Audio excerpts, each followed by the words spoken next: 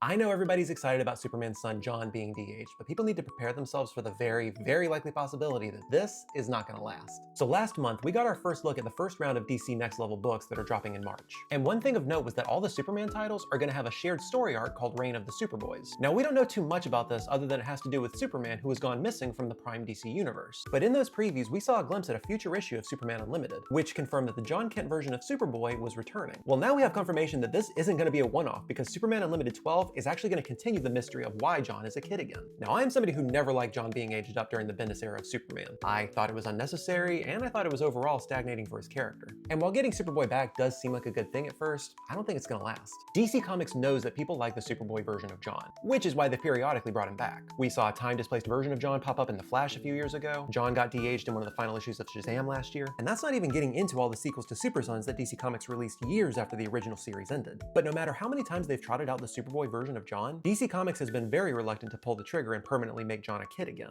And honestly, I get it. While I do think there has been some stagnation to his character, especially with Superman Unlimited making him a reporter to follow in Clark's footsteps, he has gone through some developments that fleshed out his character a little bit, largely thanks to Nicole Maines and her willingness to explore the traumas that John has suffered. More to the point, it is just way too late to hit the reset button on John, because the truth is, he's been a young adult character far longer than he was a kid character. Don't get me wrong, I like the Superboy version of John, and I am curious to see what DC Comics is doing with the reign of the Superboys.